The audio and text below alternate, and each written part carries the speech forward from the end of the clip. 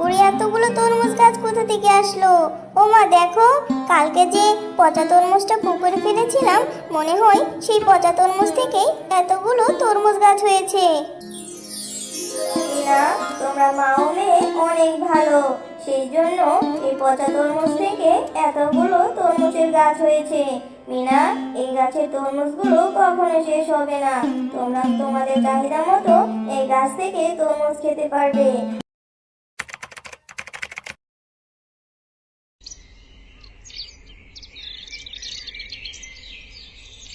মিনা, তুই বাড়িতেই থাক, আমি একটু বাজারে যাচ্ছি।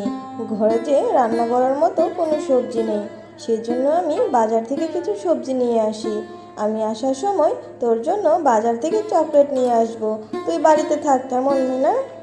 তুমি বাজারে যাচ্ছ মা? আমাকে তোমার সাথে নিয়ে যাও না মা। না মিনা, তোকে আমার সাথে নেওয়া যাবে না। তুই এখন আমার সাথে যাওয়ার পর এটা কিনে দাও ওটা কিনে দাও বলবি।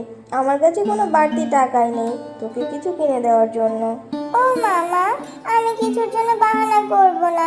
আমাকে তুমি শুধু একটা চকলেট কিনে দিও, তাতেই হবে। আমি কোনো কিছুর জন্য বাহানা করব না। আমার যে একা একা বাড়িতে থাকতে একটু ভালো লাগে না মা। মিনা মা, আমার কাছে কোনো বাড়তি টাকাই নেই তোকে যে কিছু কিনে দেব। আর হ্যাঁ, তুই যদি আমার সাথে যাস আমি কিন্তু তোকে কিছু কিনে দিতে পারবো না। আচ্ছা ঠিক আছে, চল, এখানে দাঁড়িয়ে দাঁড়িয়ে আর সময় নষ্ট করতে হবে না, চল বাজারে যাই। এরপর মিনা ও শেফা শিয়ালিনী বাজারে চলে যায়। তারপর মিনার মা যখন বাজার করছিল তখন মিনার চোখে পড়ে বাঘ মামার তরমুজের দিকে। মা, ওদিকে দেখো, বাঘ মামা কত সুন্দর তরমুজ বিক্রি করছে। তরমুজগুলো দেখতে কি সুন্দর। হ্যাঁ, তরমুজগুলো তো কত সুন্দর, কাটলেও মনে হয় অনেক লাল হবে। কিন্তু কেন রে মা? মা, আমাকে একটি তরমুজ কিনে দিবে? দেখো না, তরমুজগুলো কত সুন্দর।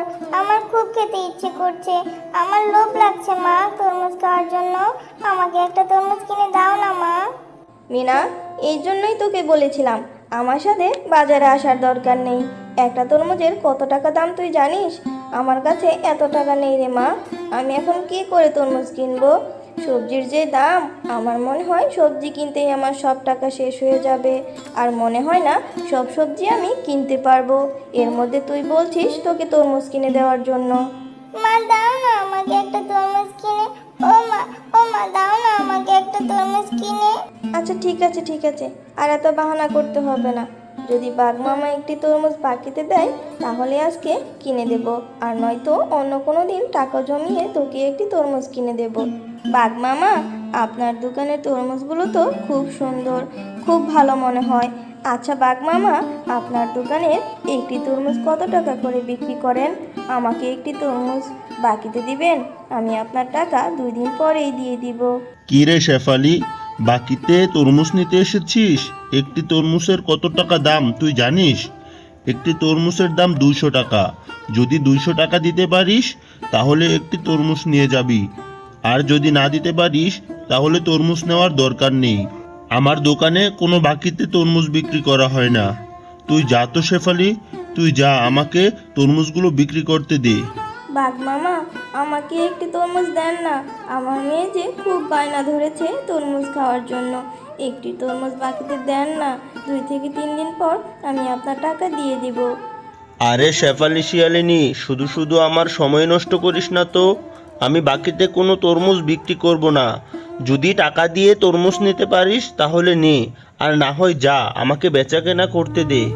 আচ্ছা বাঘ মামা, আর আপনাকে কিছু বলতে হবে না। একটা কাঁঠালের জন্য আপনি এত কথা শোনালেন, অথচ আমার স্বামী বেঁচে থাকার সময় আপনাদেরকে কত সাহায্য করেছে। আর দিতে হবে না আপনাদেরকে আমাকে তরমুজ। ঠিক আছে, আমি যখন টাকা দিয়ে তরমুজ কিনতে পারবো তখনই আমি তরমুজ নিয়ে যাব। এরপর শেফালি তার মেয়েকে নিয়ে সেখান থেকে মন খারাপ করে চলে যায়। মা, তোমার তো রান্না করতে এখন অনেক সময় বাকি আছে। আমি ততক্ষণে একটু মিনার সাথে খেলা করে আসি। তাড়াতাড়ি চলে আসবো মা। মিনা, তুই না কিছুক্ষণ আগে বললি তোর অনেক খিদে লেগেছে। এত খিদে নিয়ে তুই কিভাবে খেলাধুলা করবি? এখন যেতে হবে না, একটু পরে একেবারে খাওয়া দাওয়া করার পরে যাস। এখন যেতে হবে না রে মা তোর। আমি তাড়াতাড়ি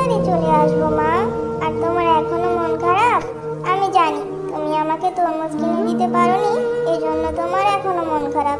তুমি আর মন খারাপ করো না মা। তুমি যখন পারবে আমাকে তরমুজ কিনে দেওয়ার জন্য, আমি তখনই তরমুজ খাবো। খুব বুদ্ধি হয়েছে না? মায়ের অবস্থা বুঝতে পারিস? আচ্ছা মা, আমার যখন টাকা হবে আমি তোকে একটা বড় দেখে তরমুজ কিনে দেব। এখন যা, খেলা করে তাড়াতাড়ি বাড়ি ফিরে আসিস। বিনা, এই বিনা, তুই আজকে মাঠে খেলা করতে যাসনি কেন রে? চল চল, আমরা মাঠে গিয়ে খেলা করব। না রে মিনা, আমি আর আজকে মাঠে যাব না খেলতে। আমার মা আমাদের ঘরের পিছনে একটি তরমুজ বাগান আছে, সেখানে আমার মা তরমুজ পাড়ছে। আমিও সেখানে যাব আমার মাকে সাহায্য করতে। বিনা, তোদের তরমুজ বাগানে কি তরমুজ ধরেছে? আমিও যাব তোর সাথে। তোর সাথে যাওয়ার পর তোর মাকে আমিও সাহায্য করব। তখন যদি তোর মা আমাকে খুশি হয়ে একটি তরমুজ দেয়, তাহলে আমি খুব মজা করে সেই তরমুজটি খেতে পারবো। ঠিক আছে মিনা, তাহলে তুইও আমার সাথে চল।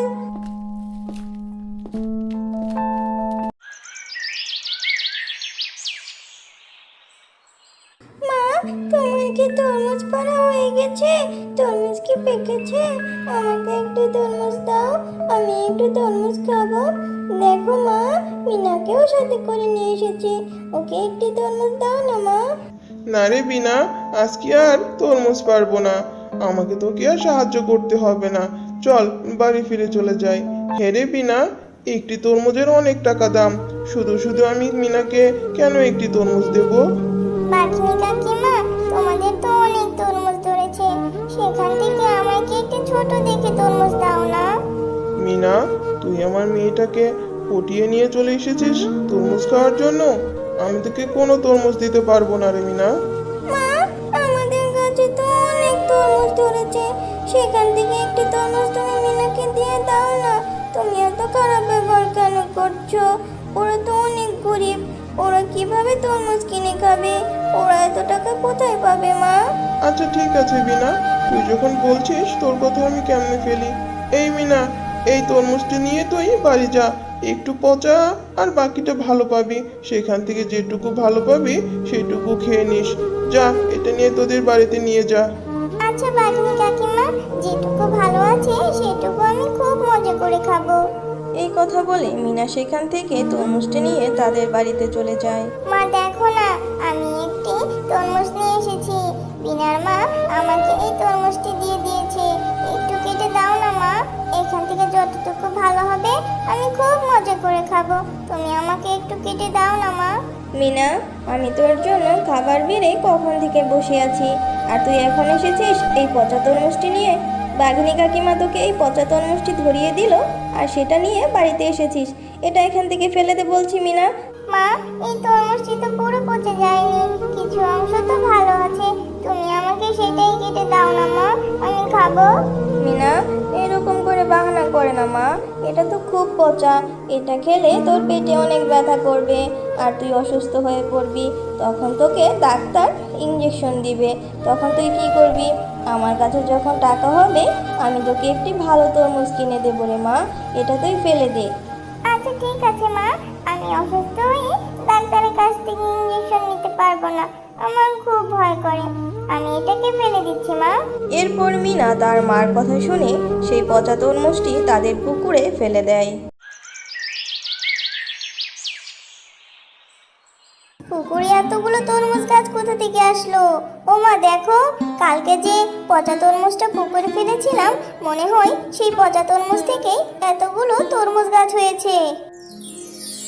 মিনা, তোমরা মা ও মেয়ে অনেক ভালো, সেই জন্য এই পচা তরমুজ থেকে এতগুলো তরমুজের গাছ হয়েছে।